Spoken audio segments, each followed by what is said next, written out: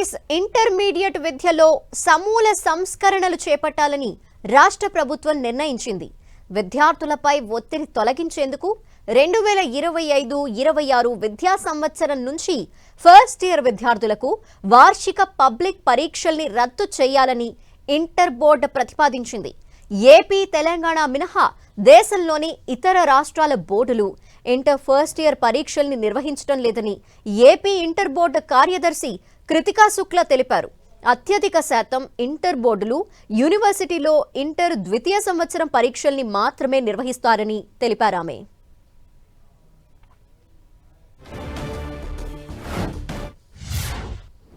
Removal of inter first year board examinations.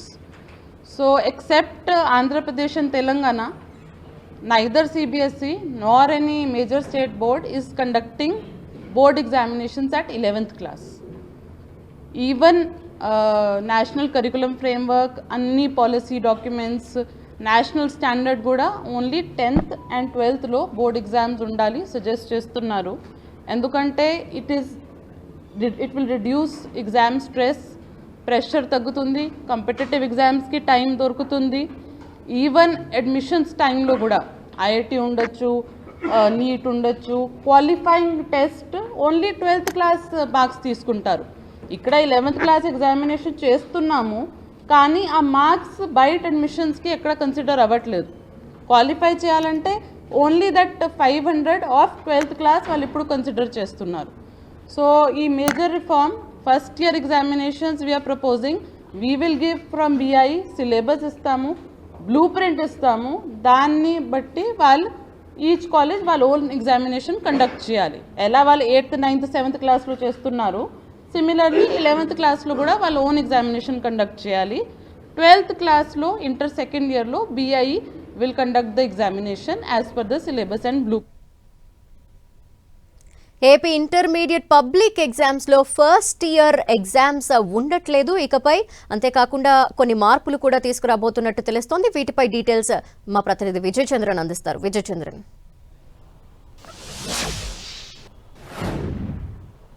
Intermediate బోర్డుకు సంబంధించి ఒక కీలకమైన నిర్ణయాన్ని ఇంటర్మీడియట్ బోర్డు తీసుకునే అవకాశం కనపడుతుంది. దీనికి సంబంధించి కొన్ని ప్రతిపాదనలు అయితే కనుక ఎన్సీఈఆర్టీ ఏదైతే కనుక ప్రతిపాదనలు చేయడం జరిగిందో దాని మీద ఒక పోర్టల్ ఏర్పాటు చేసి దాని ప్రకారం ఒక విద్యార్థుల అభిప్రాయాలు, తల్లిదండ్రుల అభిప్రాయాలు, విద్యార్థులకు సంబంధించినటువంటి నిపుణులు ఎవరైతే ఉన్నారో వారి అభిప్రాయాలన్నింటినీ కూడా తీసుకునే ప్రయత్నం అయితే చేస్తున్నామని చెప్తున్నారు. దీనికి సంబంధించి BIE.AP.gov.in అనే ఒక పోర్టల్ ఏర్పాటు చేయడం జరుగుతుంది.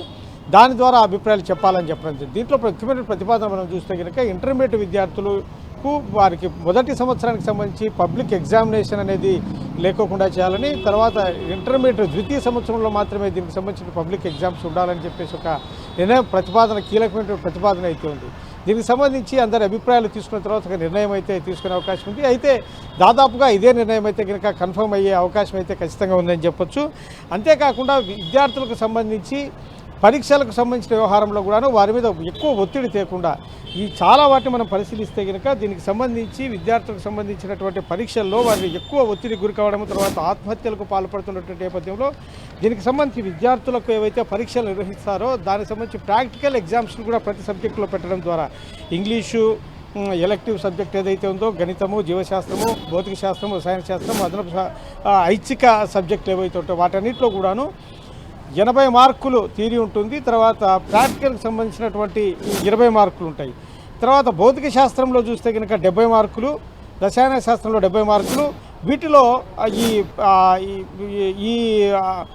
ఈ ప్రయోగశాలకు సంబంధించి ఏదైతే కనుక ఏవైతే 30 మార్కులు ఉంటాయో గతంలో లాగానే దాన్ని పట్టుకు ఇట్లా కొనసాగించాలని చెప్పేసి అంటే నిర్ణయం తీసుకోవడం జరుగుతూ ఉంది. ఇప్పుడు ఈ మానవీయ గ్రూపులకు కూడా అంటే కొన్ని కొత్తగా గ్రూపులను కూడా వీరు తీసుకొని రావడం జరుగుతూ ఉంది.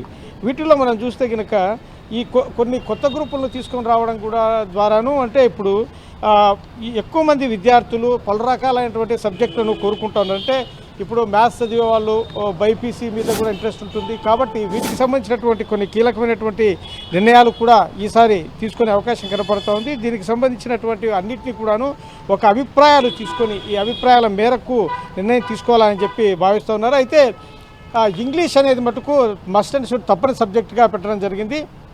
ఈ ఎలెక్టివ్ సబ్జెక్ట్ ఏదైతే ఉందో అది ప్రధాన భాష సబ్జెక్ట్ ఎన్నుకోవచ్చు. రెండు మూడు రకాల ఎంపికలు అందుబాటులో ఉంటాయి. ఇంటర్మీడియట్ విద్యామండలి పోర్టల్ ఏదైతే ఉందో దానిలో పొందుపరచడం జరుగుతుంది. సో ఇకపై ఫస్ట్ ఇయర్ పబ్లిక్ ఎగ్జామ్ ఉండకపోవటం వల్ల కాలేజ్కి సంబంధించిన ఈ క్వశ్చన్ పేపర్ అంతా కాలేజ్ మాత్రమే ప్రిపేర్ చేస్తుందా, లేదంటే ఎవరు ప్రిపేర్ చేస్తారు?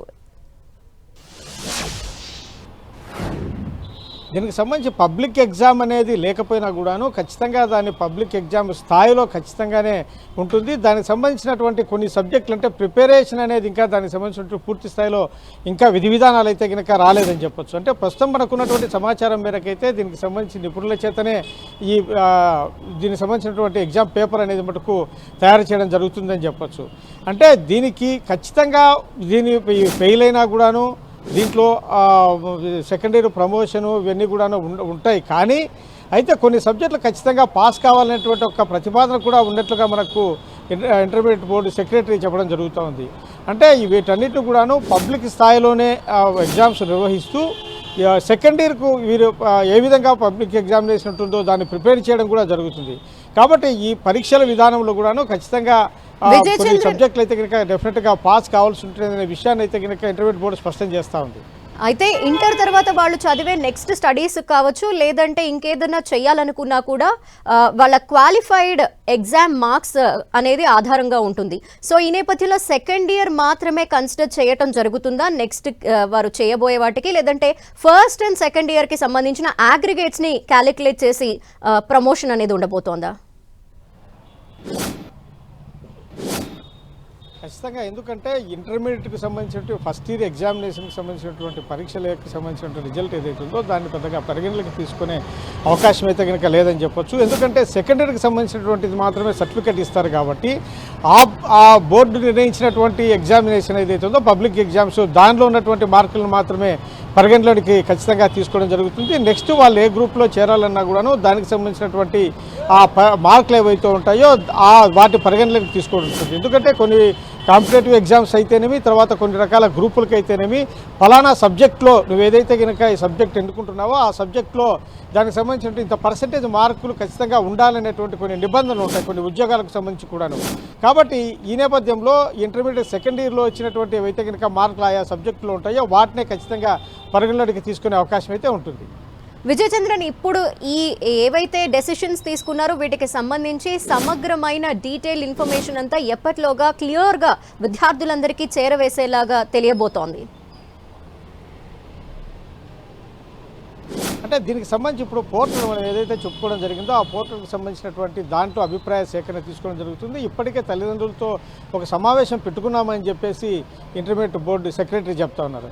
అయితే ఈ పూర్తి స్థాయిలో విద్యార్థుల నుంచి అయితేనేమి, విద్యా రంగానికి సంబంధించిన నిపుణుల నుంచి అయితేనేమి, తల్లిదండ్రుల నుంచి అయితేనేమి పూర్తి స్థాయిలో పోర్టల్ ద్వారా అభిప్రాయ సేకరణ తీసుకున్న తర్వాత దీనికి సంబంధించినటువంటి సబ్జెక్టుల కుదింపు కూడా జరగడం జరిగింది. అంటే ఈ సబ్జెక్టులు కుదించడం ద్వారా వారి మీద ఎక్కువ ఒత్తిడి లేకోకుండా చేయడం అనేది కూడా ప్రధానమైనటువంటి అంశం. వీటన్నిటినీ కూడాను పూర్తి స్థాయిలో ఇంకా దీనికి సంబంధించిన బుక్స్ కూడా ప్రింట్ కావాల్సి ఉంది. ఇప్పుడు వీళ్ళు చెప్పిన నిబంధనల ప్రకారం చూస్తే నెక్స్ట్ అకాడమిక్ ఇయర్కు ఫస్ట్ ఇయర్కు మాత్రమే బుక్స్ ప్రింట్ కావడం జరుగుతుంది కొత్తగా ఈ విధానాల వలన. ఈ విధానానికి సంబంధించి సెకండ్ ఇయర్ది మటుకు అది వీళ్ళు ఇప్పుడు ఫస్ట్ ఇయర్ చదువుతున్నారు కాబట్టి వారికి పాత పుస్తకాలే వారికి కొనసాగిస్తారు. ఆ తర్వాత వచ్చేటువంటి విద్యా సంవత్సరానికి సంబంధించి కొత్తగా ప్రింట్ అయ్యేటువంటి పుస్తకాలు వాడడం జరుగుతుంది. అంటే ప్రస్తుతానికి ఇంకా పుస్తకాలు కూడా ప్రింట్ కాలేదు. దీనికి సంబంధించినటువంటి ఇంకా ఎటువంటి ఇంకా విధానాలు మార్పులు చేర్పులు చేయాల్సి ఉంటుంది. వీరికి సంబంధించినటువంటి ఇంకా సూచనలు సలహాలు వస్తాయి అనే దాన్ని మటుకు ఇంకా పూర్తి స్థాయిలో ఇన్పుట్ వచ్చిన తర్వాత దానికి సంబంధించినటువంటి నిర్ణయాలు తీసుకోవడం జరుగుతుంది.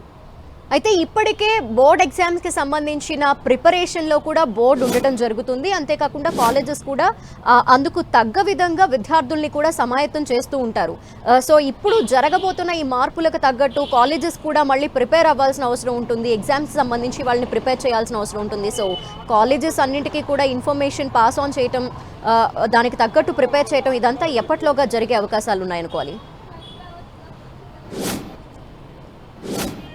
అంటే నెక్స్ట్ అకాడమిక్ ఈ విధానం ప్రకారము కాలేజీలు ప్రారంభమవుతాయి కాబట్టి దీనికి సంబంధించినటువంటి ల్యాబ్స్ దాన్ని డెవలప్ చేయాల్సిన అవసరం ఉంటుంది.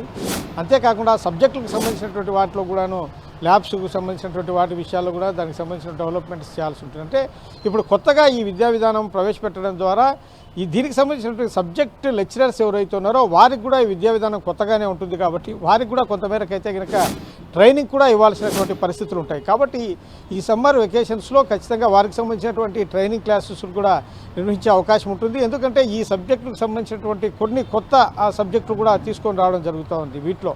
కాబట్టి వీటన్నిటిని కూడాను విద్యార్థులను ఒకవైపు మానసికంగా ఇప్పుడు ఎందుకంటే ఒక విధంగా చూస్తే కనుక ఇప్పటివరకు ఇంటర్మీడియట్ అంటే కనుక ఒక విధానంతోనే ఇప్పుడు మ్యాథ్స్, సైన్స్, ఆర్ట్స్ ఈ విధంగా గ్రూప్స్ ఉంటూ ఉన్నాయి. కాబట్టి ఇప్పుడు మ్యాథ్స్ అలాగే బయాలజీ ఇవి కూడా కలిసి చదివేటువంటి అవకాశం కూడా ఉన్నందున దీనికి సంబంధించినటువంటి ఏ విధంగా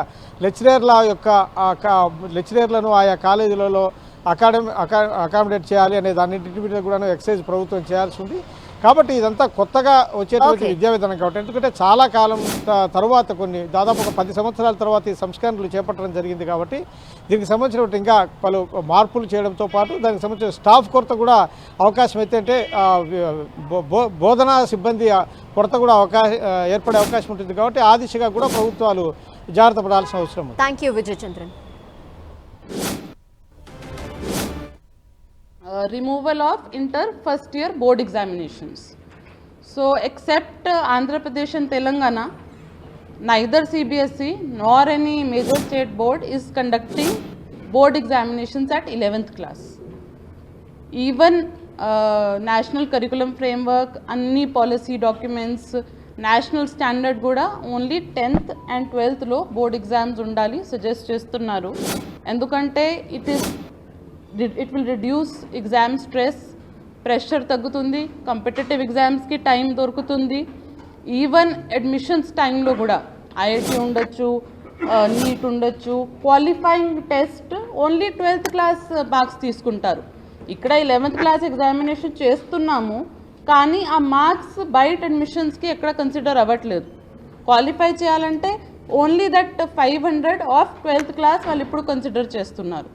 So, ఈ major reform, first year examinations we are proposing, we will give from BI syllabus ఇస్తాము, blueprint ఇస్తాము, దాన్ని బట్టి వాళ్ళు ఈచ్ కాలేజ్ వాళ్ళ ఓన్ ఎగ్జామినేషన్ కండక్ట్ చేయాలి. ఎలా వాళ్ళు 8th, 9th, 7th క్లాస్లో చేస్తున్నారు సిమిలర్లీ 11th క్లాస్లో కూడా వాళ్ళ ఓన్ ఎగ్జామినేషన్ కండక్ట్ చేయాలి. 12th క్లాస్లో ఇంటర్ సెకండ్ ఇయర్లో BI will conduct the examination as per the syllabus and blueprint.